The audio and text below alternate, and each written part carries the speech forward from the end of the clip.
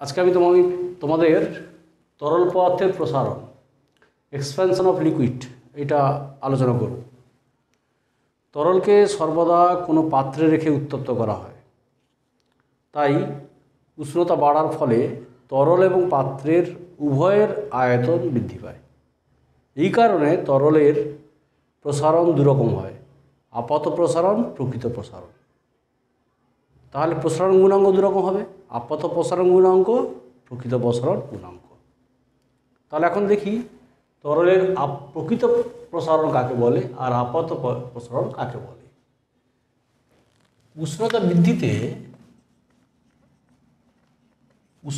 বৃদ্ধিতে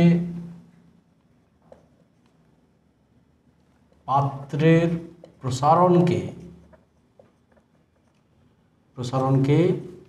উপেক্ষা না করে, অগ্রাহ্য না করে, উপেক্ষা না করে যে প্রসারণ পাওয়া যায় তাকে পাত্রের প্রসারণকে উপেক্ষা না করে তরলের যে প্রসারণ পাওয়া যায় তাকে প্রকৃত প্রসারণ বলে, তাকে প্রকৃত প্রসারণ বলে। ওকে,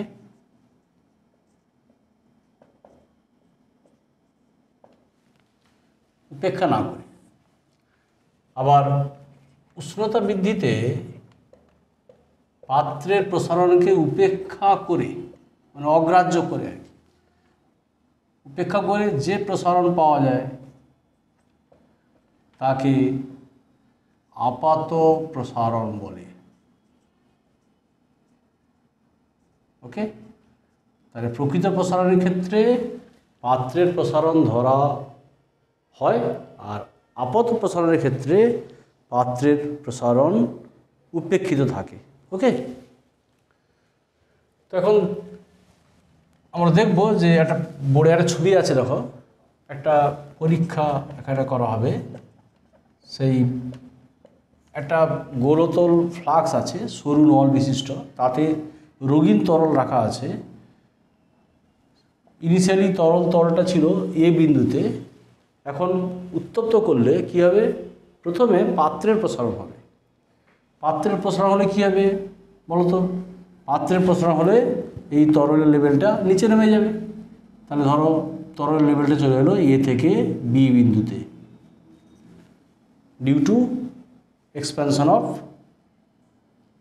কন্টেইনার, পাত্র। এবার কিছুক্ষণ পর এইভাবে উত্তপ্ত করলে আফটার সাম টাইম, কিছুক্ষণ ধরে যদি গরম করো, দেখা যাবে যে এখন তরলের প্রসারণ হচ্ছে, পাত্রের প্রসারণ বন্ধ হয়ে তরলের প্রসারণ হচ্ছে। দেখা যাবে তরলের লেভেলটা বি থেকে সি বিন্দুতে উঠে যাবে।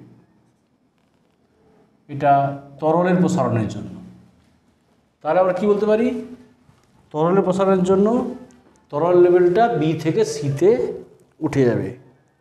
তাহলে এখান থেকে বলা যেতে পারে যে বিসি জ্যামিতি দেখো তুমি, যে সাপোজ বি থেকে সি, তাহলে এখন বলতে পারি যে বিসি সমান এবি প্লাস এসি। তাহলে বিসি কী হয়েছিল? এটাই ছিল তরলের প্রকৃত প্রসারণ, তরলের প্রকৃত প্রসারণ। আর এবিটা কী হয়েছিল? প্রথমে পাত্রের প্রসারণ হয়েছিল, এটা হচ্ছে পাত্রের প্রসারণ।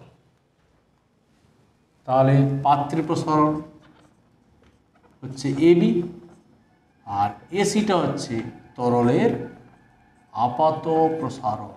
ওকে, তরলের আপাত প্রসারণ। তাহলে আমরা পেলাম তরলের প্রকৃত প্রসারণ সমান পাত্রের প্রসারণ প্লাস তরলের আপাত প্রসারণ।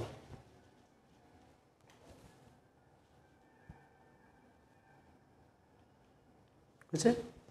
আচ্ছা, এখন দেখো, তাহলে আমরা এখন দেখব যে তরলের প্রকৃত প্রসারণ গুণাঙ্ক কাকে বলে।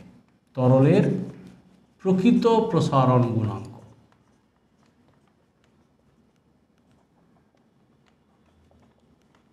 ডেফিনেশনটা এরকম যে কোনো তরলের একক উষ্ণতা বৃদ্ধিতে ওর প্রতি একক আয়তনে যে পরিমাণ প্রকৃত প্রসারণ ঘটে তাকেই বলে তরলের প্রকৃত প্রসারণ গুণাঙ্ক। লিখি যে কোনো তরলের একক উষ্ণতা বৃদ্ধিতে যে পরিমাণ প্রকৃত প্রসারণ ঘটে, একক উষ্ণতা বৃদ্ধিতে ওর প্রতি একক আয়তনে, মানে তরলের প্রতি একক আয়তনে যে পরিমাণ প্রকৃত প্রসারণ ঘটে তাকে প্রকৃত প্রসারণ গুণাঙ্ক, সিম্বল হচ্ছে গামা রিয়াল, ওকে, তাকে গামা রিয়াল বলে, তাকে প্রকৃত প্রসারণ গুণাঙ্ক বলে। ডেফিনেশনটা বললাম, তাকে ওই তরলের যে পরিমাণ প্রকৃত প্রসারণ ঘটে তাকে ওই তরলের গামা বলে। তাহলে গামার ডেফিনেশন বললাম, তরলের প্রকৃত প্রসারণ গুণাঙ্ক গামা আর। তাহলে এখন আমরা গামা আর সম্বন্ধে তাহলে ধরা যাক V0 সমান 0 ডিগ্রি সেলসিয়াস উষ্ণতায় তরলের আয়তন, এটা হচ্ছে ইনিশিয়াল আয়তন, ধরো V0, ওকে। VR ধরলাম রিয়াল, T ডিগ্রি সেলসিয়াস উষ্ণতায় তরলের প্রকৃত আয়তন, ওকে, প্রকৃত আয়তন।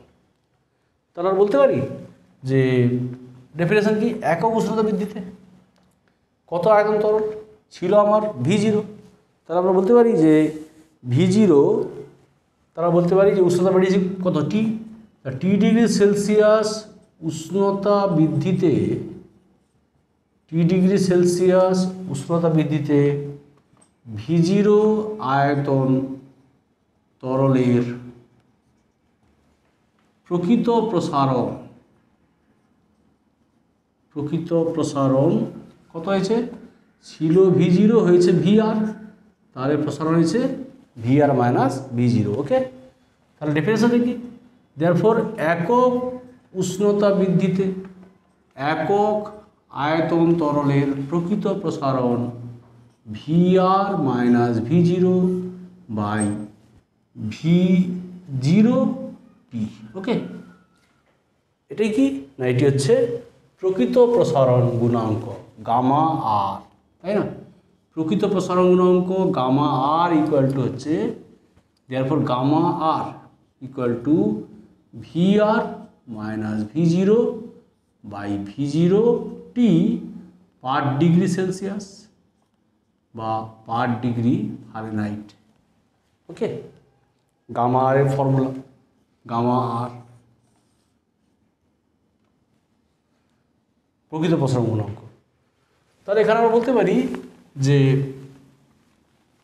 এই যে VR মাইনাস V0 মানে তরলের আয়তন প্রসারণ, তরলের প্রকৃত আয়তন প্রসারণ, দ্যাট ইজ ছিল V0 হয়েছে VR, তাহলে VR মাইনাস V0 এটা কত হবে, এটা হবে V0 গামা আর টি, ওকে, V0 গামা আর টি। আর তরলের প্রকৃত প্রসারিত আয়তন হয়েছে কত, VR হয়েছে, তাহলে V0 into 1 plus gamma R টি, ওকে। তাহলে এখানে তিনটা ইকুয়েশন। তাহলে এখন আমি তোমাদের প্রকৃত প্রসারণ গুণাঙ্ক বললাম, এবার আপাত প্রসারণ গুণাঙ্ক কী হবে, তরলের আপাত প্রসারণ গুণাঙ্ক সেম হবে, প্রকৃত জায়গায় আপাত, গামা অ্যাপারেন্ট এ। ডেফিনেশন কী হবে, কোনো তরলের একক উষ্ণতা বৃদ্ধিতে ওর প্রতি একক আয়তনে যে পরিমাণ আপাত প্রসারণ ঘটে তাকে ওই তরলের ওই তরলের গামা এ, মানে আপাত প্রসারণ গুণাঙ্ক বলে। ওকে, নাও V0 সমান 0 ডিগ্রি সেলসিয়াস উষ্ণতায় তরলের আয়তন, V apparent V A T degree celsius উষ্ণতায় তরলের আপাত আয়তন,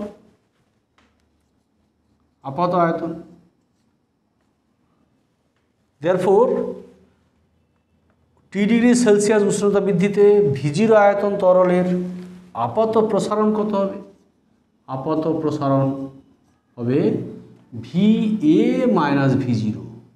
দেয়ারফোর একক উষ্ণতা বৃদ্ধিতে একক আয়তন তরলের আপাত প্রসারণ হবে ভি এ মাইনাস V0, কম হবে, ভাগ হবে V0T, দ্যাট ইজ গামা এ। আপাত প্রসারণ গুণাঙ্ক V A minus V0 by V0 into T, that is gamma A. Okay, তাহলে তরলের আপাত আয়তন প্রসারণ কত হবে? আপাত আয়তন প্রসারণ that is V A minus V0 gamma A T. তরলে আপাত প্রসারিত আয়তন কত হবে? ভি এ, তাহলে V0 into 1 plus gamma A T. Okay, তাহলে তরলের দুরকম প্রসারণ গুণাঙ্ক বললাম, প্রকৃত প্রসারণ গুণাঙ্ক আর আপাত প্রসারণ গুণাঙ্ক। ওকে, এখন আমি তোমাদের রিলেশন বিটুইন দিস টু, মানে প্রকৃত প্রসারণ গুণাঙ্ক আর আপাত প্রসারণ গুণাঙ্কের মধ্যে সম্পর্ক নির্ণয় করব। কী বললাম? এখন আমি তোমাদের রিলেশন গামা আর এবং গামা এ এর মধ্যে সম্পর্ক, ভেরি ইম্পর্টেন্ট সম্পর্ক। ধরো এর জন্য আমি কী করবো, একটা পাত্র ধরবো, একটা পাত্রে 0 ডিগ্রি সেলসিয়াস উষ্ণতায় তরল আছে, তার আয়তন V0। এবার উষ্ণতা বাড়াবো T ডিগ্রি সেলসিয়াস, পাত্রের আয়তন কত হবে সেগুলো দেখব। তো ধরা যাক 0 ডিগ্রি সেলসিয়াস উষ্ণতায় একটি পাত্রের আয়তন, যে পাত্রে তরলটা রাখা হবে, ওকে, সেটা সাপোজ V0। ওকে, 0 ডিগ্রি সেলসিয়াস উষ্ণতায় একটি ধরো পাত্রের আয়তন, সাপোজ ধরো কাঁচ পাত্রের আয়তন, ধরো কাঁচ পাত্র, এর আয়তন 0 ডিগ্রি সেলসিয়াসে কত? V0। ওকে, তাহলে এবার ওই উষ্ণতায় পাত্রটি তরল দ্বারা পূর্ণ করব। ওই উষ্ণতায় পাত্রটিকে তরল দ্বারা পূর্ণ করলে তরলের আয়তন কত হবে? ওই তরলের আয়তন হবে V0। পাত্রের আয়তন ইকুয়াল টু তরলের আয়তন। ওকে,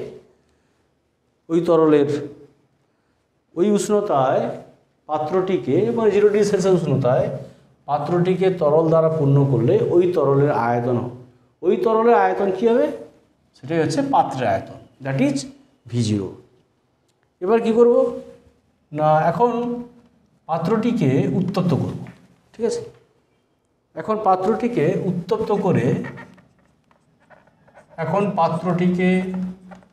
উত্তপ্ত করে T ডিগ্রি সেলসিয়াস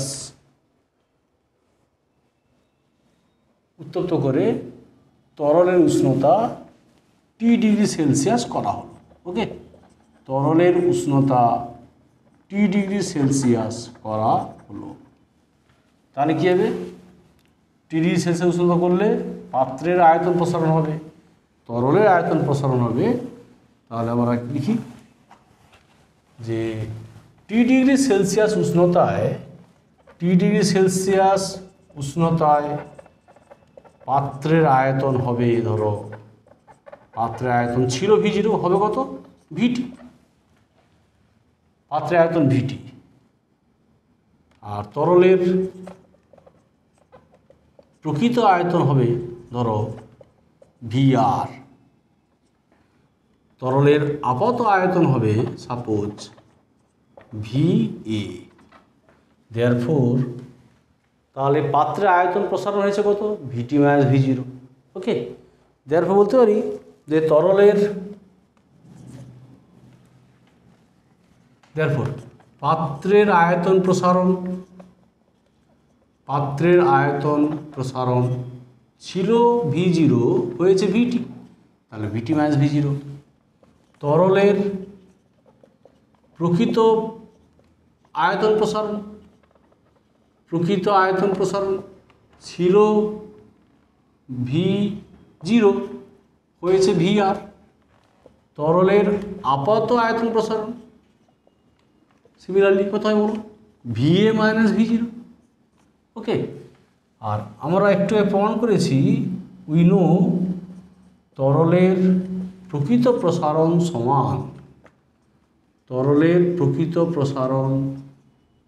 সমান কি বলেছি, পাত্রের তরলের আপাত প্রসারণ প্লাস যুক্ত পাত্রের আয়তন প্রসারণ, ওকে। তাহলে তরলের প্রকৃত প্রসারণ কি বললাম, VR মাইনাস V0। আপাত প্রসারণ কি পেয়েছি আমরা, VA মাইনাস V0, ওকে। আর পাত্রের প্রসারণ কি পেয়েছি, VT মাইনাস V0। এখন উভয় পক্ষকে আমরা V0T দিয়ে ভাগ করব, divide both side by V0T। তাহলে VR minus V0 by V0T this is equal to VA minus V0 by V0T, and this is VT minus V0 by V0T, okay. বলো তো এটা কত হবে, VR minus V0 by V0T কত হবে বলো, gamma আর। তরলের প্রকৃত প্রসারণ গুণাঙ্ক সিমিলার, এটা হবে গামা A, এটা হবে গামা G, মানে পাত্রের প্রসারণ গুণাঙ্ক। তাহলে আমরা সম্পর্ক পেয়ে গেলাম কি, তরলের প্রকৃত প্রসারণ গুণাঙ্ক সমান তরলের আপাত প্রসারণ গুণাঙ্ক যুক্ত পাত্রের প্রসারণ গুণাঙ্ক। ঠিক আছে, দেখো তরলের প্রকৃত প্রসারণ গুণাঙ্ক কী পেলাম, তরলের প্রকৃত প্রসারণ গুণাঙ্ক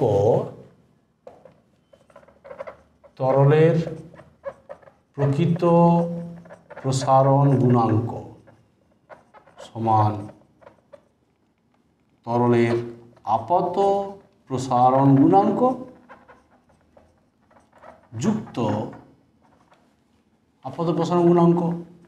প্লাস পাত্রের প্রসারণ গুণাঙ্ক, ওকে। পাত্রের প্রসারণ গুণাঙ্ক, তাহলে গামা আর সমান gamma A plus gamma G, okay. এখন আমি তোমাদের বলবো যে তরলের প্রকৃত প্রসারণ গুণাঙ্ক সম্বন্ধে একটু বলি। তরলের গামা আর এই প্রকৃত প্রসারণ গামা আর, তাহলে গামা আর সমান gamma A plus gamma G। তো আমরা বলেছি যে গামা আর কী হয় না, প্রকৃত প্রসারণ গুণাঙ্ক না পাত্রটির উপাদানের উপর নির্ভর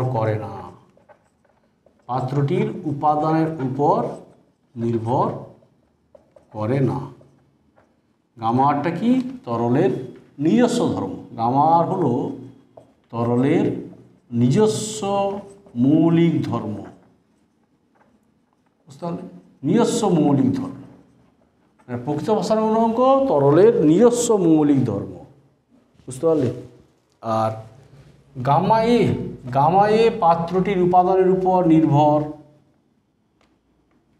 গামা আর পাত্রটির উপাদানের উপর নির্ভর করে না, ওকে।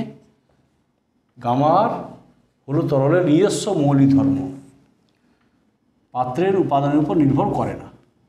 আর গামা এ পাত্রটির উপাদানের উপর নির্ভর করে, তাহলে গামা এ তরলের নিজস্ব মৌলিক ধর্ম নয়, ওকে। গামা এটা তরলের নিজস্ব মৌলিক ধর্ম নয়, কিন্তু গামা আরটা তরলের নিজস্ব মৌলিক ধর্ম, ঠিক আছে। এখন আমি তোমায় দেখাবো যে উষ্ণতা বৃদ্ধিতে তরলের ঘনত্বের কি পরিবর্তন হয়। কঠিনে দেখেছিলাম যে উষ্ণতা বৃদ্ধিতে কঠিনের আয়তন হ্রাস পায়, তরলের ক্ষেত্রে দেখাবো যে উষ্ণতা বৃদ্ধিতে তরলের আয়তন হ্রাস পায়, ঘনত্ব হ্রাস পায়। ওকে, তাহলে উষ্ণতার পরিবর্তনে বা উষ্ণতার পরিবর্তনে তরলের উষ্ণতার পরিবর্তনে তরলের ঘনত্বের পরিবর্তন। ওকে, তরলের ঘনত্বের পরিবর্তন। তো আমরা জানি যে ঘনত্ব মানে ভর বাই আয়তন, ঘনত্ব ডেনসিটি মাস বাই ভলিউম। তাহলে যেহেতু উষ্ণতা বাড়লে তরলের আয়তন বাড়ে, দেখো আয়তন বাড়ে তাহলে ভর ধ্রুবক থাকার জন্য ঘনত্ব কমবে। তো সেটা দেখাবো আমরা। ধরা যাক কোনো তরলের ভর,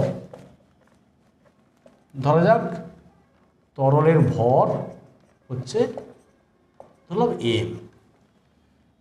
ধরো T1 ডিগ্রি সেলসিয়াস উষ্ণতায় ওই তরলের ধরো আয়তন V1 ও ঘনত্ব ধরো ডেনসিটি ওকে ρ1।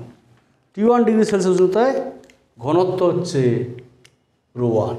দেয়ারপর আমরা কি জানি যে ρ1 সমান m বাই V1। ওকে, তাহলে V1 কত হবে? V1 সমান m by ρ1।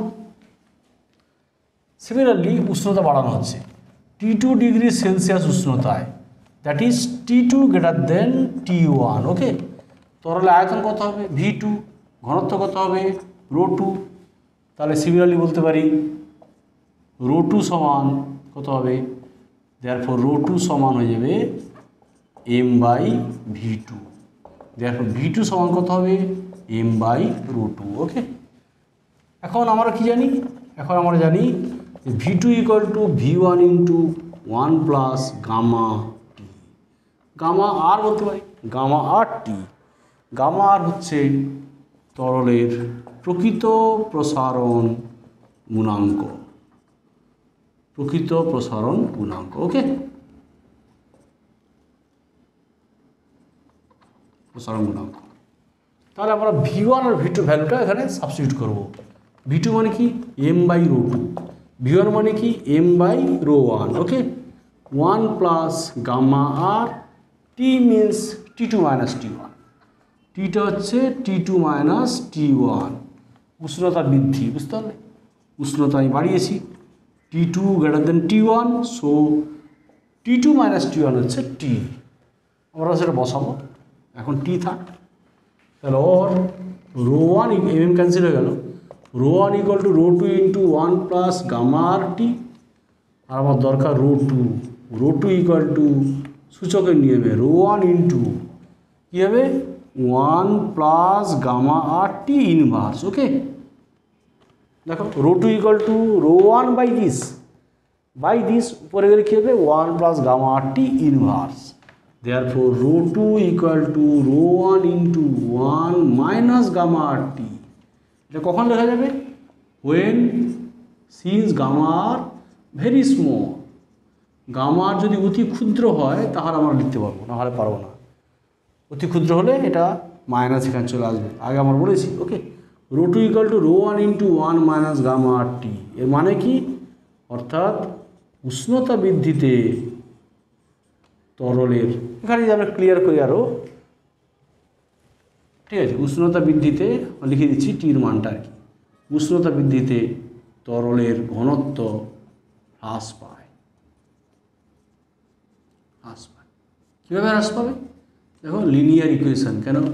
y equal to mx plus c, এই ইকুয়েশানে গ্রাফ আঁকি আমরা উষ্ণতার সঙ্গে তরলের ঘনত্বের, টেম্পারেচার উষ্ণতা আর এদিকে ঘনত্ব, তাহলে দেখা যাবে লিনিয়ারলি গ্রাফটা কমে যাচ্ছে।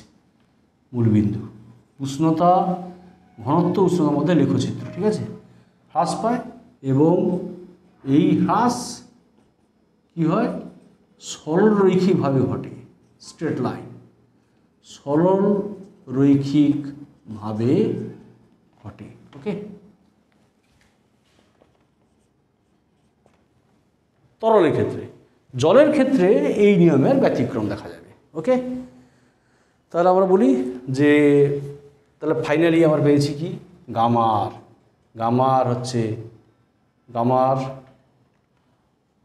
তাহলে এখানে টি আর T equal to T2 minus T1। Okay, তা আলটিমেট ফাইনালি কি পেলাম, ধরো ρ2 equal to ρ1 into 1 minus gamma R T2 minus T1।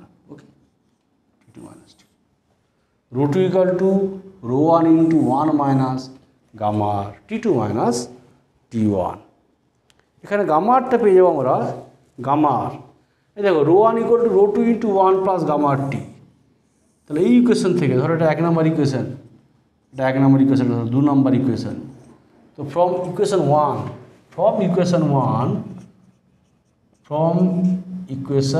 One আমরা এখানে গামা আর পেয়ে যাবো। গামা আর ইকুয়াল টু, দেখো গামা আর ইকুয়াল টু গামার ρ1 মাইনাস ρ2, তাহলে ρ1 মাইনাস ρ2 বাই ρ2 টি।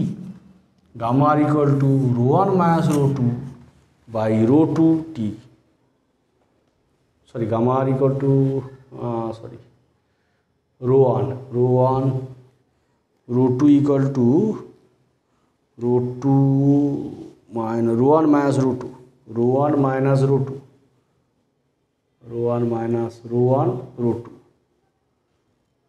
আচ্ছা, ও সরি, এখানে ρ1 আছে, ρ1 মাইনাস ρ2 ফ্রম ইকুয়েশন 2। এটা ইকুয়েশন দরকার নেই। ওকে, এটা উষ্ণতা মানে ρ2 বের করতে হবে। উষ্ণতা বাড়ালে কত হচ্ছে ঘনত্ব ρ2, তার ρ2 হবে ρ1 into 1 minus gamma R T from equation 2।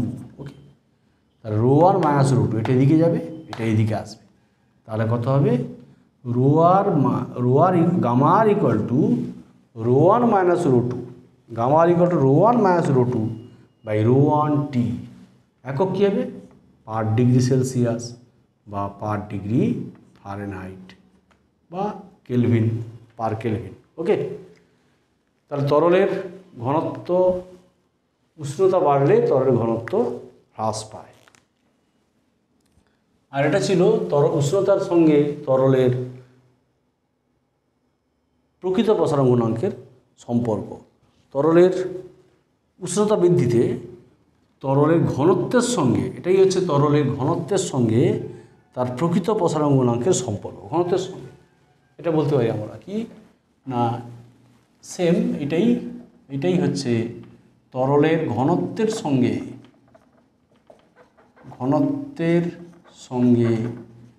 প্রকৃত প্রসারণ গুণাঙ্কের সম্পর্ক। ওকে, প্রকৃত প্রসারণ গুণাঙ্কের মধ্যে সম্পর্ক। ওকে, এটাই হচ্ছে। এখন আমরা দেখাবো এই চ্যাপ্টার মানে প্রথম ক্লাসের শেষের দিকে পৌঁছে গেছি, জলের ব্যতিক্রান্ত প্রসারণ। জলের ব্যতিক্রান্ত প্রসারণ, অ্যানোমালাস ডিসপারশন অফ ওয়াটার, জলের ব্যতিক্রান্ত প্রসারণ, সেটা দেখাবো। ব্যতিক্রান্ত প্রসারণ কাকে বলে, এক্ষেত্রে ঘনত্বের সঙ্গে উষ্ণতার গ্রাফ, আয়তনের সঙ্গে উষ্ণতার গ্রাফ এবং সর্বশেষ ব্যতিক্রান্ত প্রসারণের কারণটা কী। ওকে, তো জলের ব্যতিক্রান্ত প্রসারণ, জলের ব্যতিক্রান্ত প্রসারণ।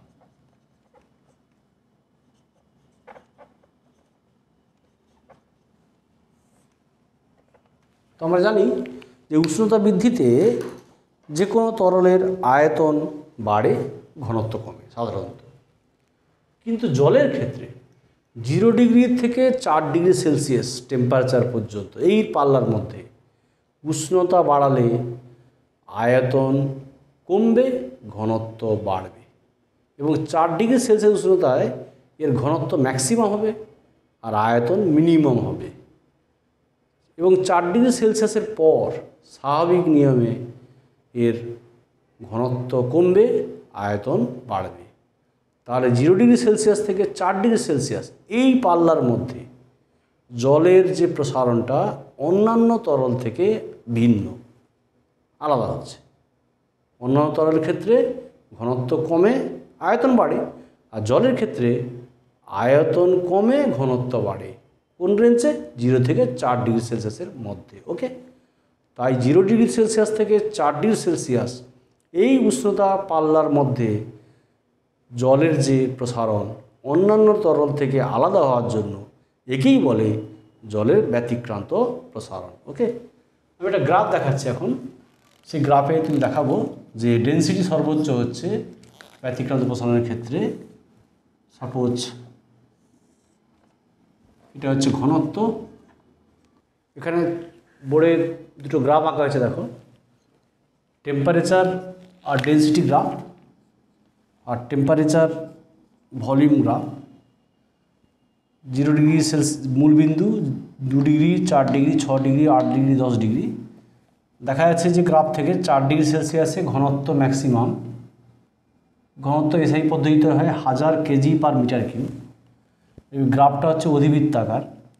4 ডিগ্রি সেলসিয়াসের পর উষ্ণতা বাড়লে দেখো ঘনত্ব কমছে, আর তার আগেও উষ্ণতা কমলে ঘনত্ব কমছে। জাস্ট এক্স্যাক্টলি 4 ডিগ্রি সেলসিয়াসে ঘনত্ব ম্যাক্সিমাম, ডেনসিটি ম্যাক্স। আর ভলিউম 4 ডিগ্রি সেলসিয়াসে ভলিউম দেখো মিনিমাম। 4 ডিগ্রি সেলসিয়াসের পর এবং আগে আয়তন বাড়ছে। ভলিউম সেমিকিউব, 1 কেজি জলের আয়তন হয় 1000 সেমিকিউব। ভি মিনিমাম 4 ডিগ্রি সেলসিয়াসে। তার 0 থেকে 4 এই যে রেঞ্জটা ব্যতিক্রম, আর 4 ডিগ্রি থেকে নেক্সট এটা ন্যাচারাল, স্বাভাবিক। তাহলে জলের ব্যতিক্রান্ত প্রসারণ কাকে বলে? না, 0 ডিগ্রি সেলসিয়াস থেকে 4 ডিগ্রি সেলসিয়াস এই টেম্পারেচার রেঞ্জের মধ্যে জলের তাপীয় প্রসারণ, মানে ঘনত্বের পরিবর্তন এবং আয়তনের পরিবর্তন অন্যান্য তরল থেকে ভিন্ন, একেই বলে জলের ব্যতিক্রান্ত প্রসারণ। অন্যান্য তরলের ক্ষেত্রে উষ্ণতা বাড়ালে 0 থেকে 4 উষ্ণতা বাড়ালে ঘনত্ব কমে। জলের ক্ষেত্রে দেখো উষ্ণতা বাড়ালে ঘনত্ব 0 থেকে 4-এর মধ্যে উষ্ণতা বাড়ালে ঘনত্ব বাড়ছে। তারপরে কিন্তু সাধারণ তরলের নিয়ম যেমন উষ্ণতা বাড়লে ঘনত্ব কমে, সেরকম হচ্ছে। আবার আয়তন 0 থেকে 4-এর মধ্যে আয়তন বাড়ার কথা, জলের ক্ষেত্রে আয়তন কমছে। 4-এর পর স্বাভাবিক নিয়মে অন্যান্য তরলের মতো আয়তন বাড়ছে।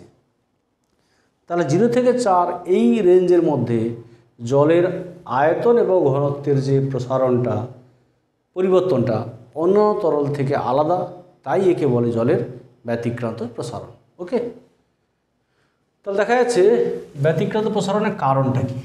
ব্যতিক্রান্ত প্রসারণের কারণ,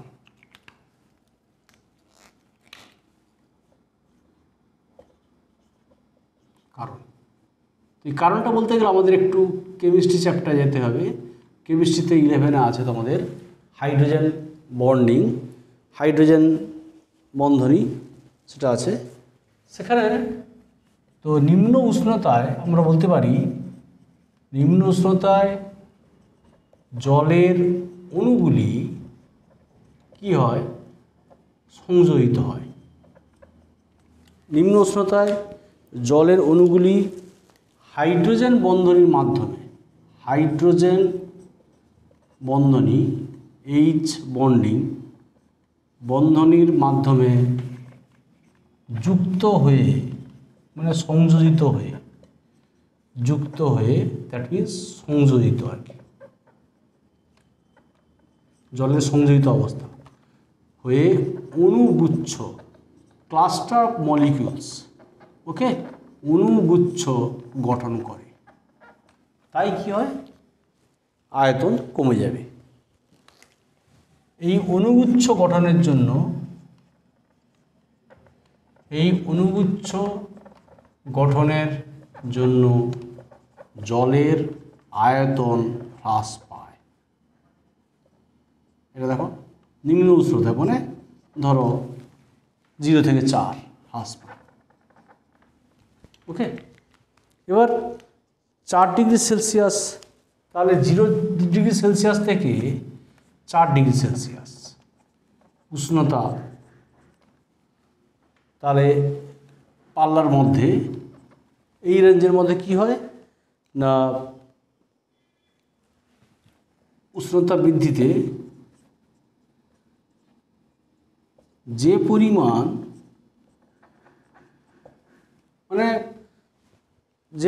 আয়তন বাড়ে আর কি, বুঝতে পারলে? 0 থেকে 4 ডিগ্রি সেলসিয়াস উষ্ণতা বৃদ্ধিতে যে পরিমাণ আয়তন বাড়ে, উষ্ণতা বাড়লে আয়তন বাড়ে অণুগুচ্ছ গঠনের জন্য, যেহেতু জলের ক্ষেত্রে অণুগুচ্ছ গঠন করে, অণুগুচ্ছ গঠনের জন্য তা অপেক্ষা আয়তনের হ্রাস বেশি হয়। ওকে, তা অপেক্ষা আয়তনের হ্রাস বেশি হয়, অর্থাৎ আলটিমেট আয়তন কমে যাচ্ছে, বুঝতে পারলে? বেশি হয়। এই জন্য কি হয় না আয়তন প্রসারণের বদলে, আয়তন বাড়ে বলছিলাম, তাহলে আয়তন প্রসারণের বদলে সংকোচন হয়। আয়তন প্রসারণের বদলে কি হয়? সংকোচন হয়। ওকে, 0 থেকে 4-এর মধ্যে বললাম আয়তন সংকোচন হয়, ফলে ঘনত্ব ম্যাক্সিমাম হয়। এবং এই গ্রাফটা দেখানো হয়েছে, এই গ্রাফটা অধিবৃত্তাকার নেচার, 4 ডিগ্রি সেলসিয়াসের পর 4 ডিগ্রি সেলসিয়াস থেকে যদি উষ্ণতা বাড়ানো হয়, বুঝতে পারলে, মানে উচ্চ উষ্ণতায় 4 ডিগ্রি সেলসিয়াস অপেক্ষা বেশি উষ্ণতায়, মানে উচ্চ উষ্ণতায় কি হয়? তখন এই যে সংযোজিত অবস্থাটা কি হয়? তাপীয় উত্তেজনার ফলে, থার্মাল এক্সাইটেশন, তাপীয় উত্তেজনার ফলে অণুগুচ্ছগুলি ভেঙে যায়, মানে ক্লাস্টার অফ মলিকুলসগুলো ভেঙে যাচ্ছে, অণুগুচ্ছগুলি ভেঙে যায় এবং সাধারণ তরলের মতো তখন জল বিহেভ করে, তরলের অণুর মতো আর কি, এবং সাধারণ তরলের মতো আয়তন বৃদ্ধি পায়। ওকে, বৃদ্ধি পায়। এই জন্য 0 ডিগ্রি সেলসিয়াস থেকে 4 ডিগ্রি সেলসিয়াস পাল্লার মধ্যে ব্যতিক্রান্ত প্রসারণের ঘটনা দেখা যায়, ব্যতিক্রান্ত প্রসারণের ঘটনা দেখা যায়। ওকে, 0 থেকে 4। এখন জলের ব্যতিক্রান্ত প্রসারণের ফলে এটা জলচর প্রাণীর জীবনের উপর এর প্রভাব কী, মানে জলের ব্যতিক্রান্ত প্রসারণের সুবিধা কী? জলের ব্যতিক্রান্ত প্রসারণের সুবিধা,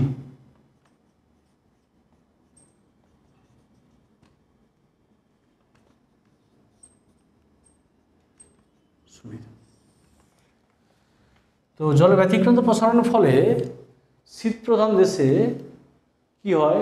এখানে ব্যতিক্রান্ত প্রসারণের ফলে শীতপ্রধান দেশে জলাশয়ের টেম্পারেচার একদম, জলের উপরের লেয়ার তার টেম্পারেচার 4 ডিগ্রি সেলসিয়াস। 4 ডিগ্রি সেলসিয়াসে কী হয়?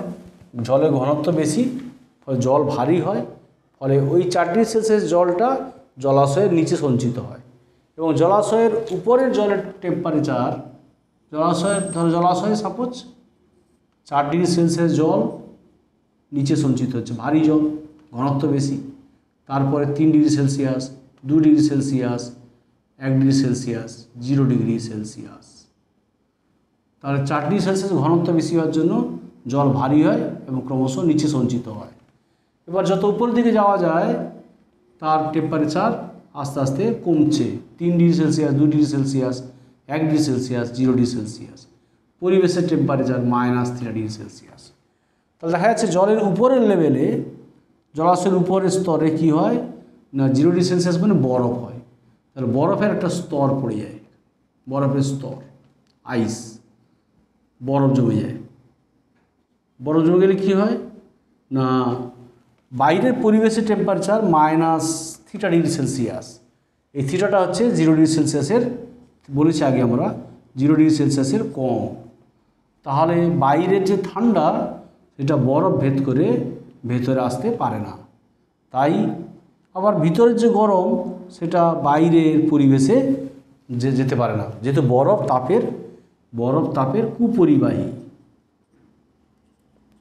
এই জন্য শীতপ্রধান দেশে প্রচণ্ড ঠান্ডার দিনেও জলাশয়ে মাছ বা অন্যান্য জলচর প্রাণীগুলো ভালোভাবে তারা জীবন ধারণ করতে পারে। ওকে, তাহলে আজকে এই পর্যন্ত। নেক্সট ক্লাস তোমরা ফলো করো। Thank you.